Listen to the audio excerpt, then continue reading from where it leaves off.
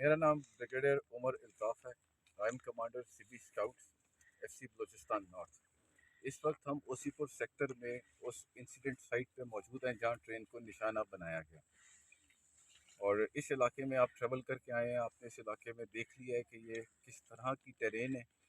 यहाँ इस railway track के अलावा कोई कम्युनिकेशन इंफ्रास्ट्रक्चर मौजूद नहीं, और यहाँ पे किसी किस्म का भी कोई सेल नेटवर्क या मोबाइल कम्युनिकेशन भी मौजूद नहीं। यहाँ पे हमारी पोस्ट हैं जो इस रेलवे ट्रैक की हिफाजत के लिए मुकर्रर हैं, लेकिन इतना बड़ा इलाका है, इस इलाके में हमें एडिशनल पिकटिंग करनी होती है ताकि हम इस लाइन को सिक्योर कर सकें। 11 तारीख को दिन 1 बजे हमारी पिकेट को निशाना बनाया गया, और साथ ही ट्रेन ऑन द मूव थी, और रेलवे ट्रैक पे आईडी के साथ ट्रेन को ब्लास्ट करके रेलवे ट्रैक को नुकसान पहुंचा के ट्रेन को रोक दिया गया। और इस एक्सचेंज इस टाइम तक वो बीएलए वाले सिर्फ हमारी पोस्ट के साथ इंगेज थे, and we were engaged with them. वहाँ पे हम निशाना बना रहे थे उनको पहाड़ों में, हमने अपने मोटर से अपने फायर से उनको इंगेज किया, लेकिन इतने रास्ते हैं इधर, इतने नाले हैं, कवर्ड अप्रोचेज हैं, they could manage and sneak इन, और ट्रेन तक पहुँच गए। तो जब वो ट्रेन पे पहुँच गए तो उन्होंने आते साथ ही लोगों को बाहर निकाल के बिठाना शुरू कर दिया, और ट्रेन को हम इंगेज नहीं कर सकते थे।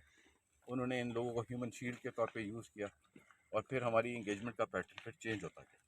हमारे जो लोग पिकेट पे थे हमारे सोल्जर्स, उनमें से 3 सोल्जर्स ने शहादत का रुतबा पाया।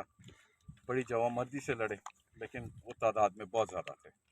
उन्होंने इन तमाम हाइट्स को, जो आप देख रहे हैं पीछे तमाम हाइट्स हैं, इन तमाम हाइट्स को काफ़ी दूर तक ऑक्यूपाई किया हुआ था, और काफ़ी दूर से वो हमें यहाँ आगे अप्रोच करने से रोक रहे थे।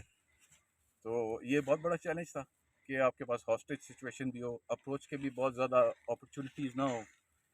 सो वी डिसाइडेड, हमने उसमें एक लोकल लेवल पे रिएक्शन दिया। लोकल लेवल रिएक्शन जो हमारा यहाँ पे सेक्टर मौजूद है उसने दिया, और उसमें हमने क्लोज इन करने की कोशिश की फ्रॉम बोथ साइड। फिर उन बोथ साइड्स को हम साथ साथ पॉपुलेट करते रहे। तो सीबी स्काउट्स के साथ हमारे नेबरिंग में गज़ाबंद स्काउट्स की भी हमारे साथ स्ट्रेंथ शामिल होती गई, क्योंकि जो पिक्चर सामने आ रही थी वो बड़ी हॉरिफिक थी। वो जो क्लेम कर रहे थे कि they will not leave anybody, they will kill everyone, and they had that wherewithal. Why? 8 magnetic IEDs यहाँ से हमने रिकवर की। 8 magnetic IEDs, they were ready to blast this train, kill all the personnel here.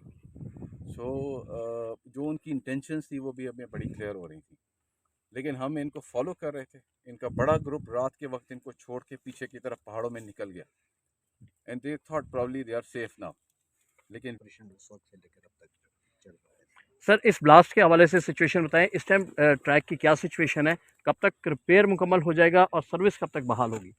इस blast के हवाले से ये है कि टोटल 10 बोगीज़ हैं, 11वां इंजन है हमारा। पीछे की जो 4 बोगीज़ है वो ऑन ट्रैक है, पीछे से इंजन आएगा, उनको रियर साइड वो लेकर चला जाएगा कोयटा या मछली।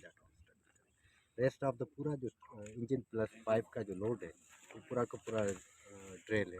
काम थोड़ा मुश्किल है बिकॉज ऑफ, क्योंकि ये ट्रैक के कर्व के ऊपर भी है और हाई इम्पेक्टमेंट भी है, तो सेफ्टीज़ वगैरह सारों को इंश्योर करते हैं। और जो इफेक्टेड ट्रैक है हमारा वो है 398 फीट का, जो हमने सर्वे वगैरह सारा कर दिया है।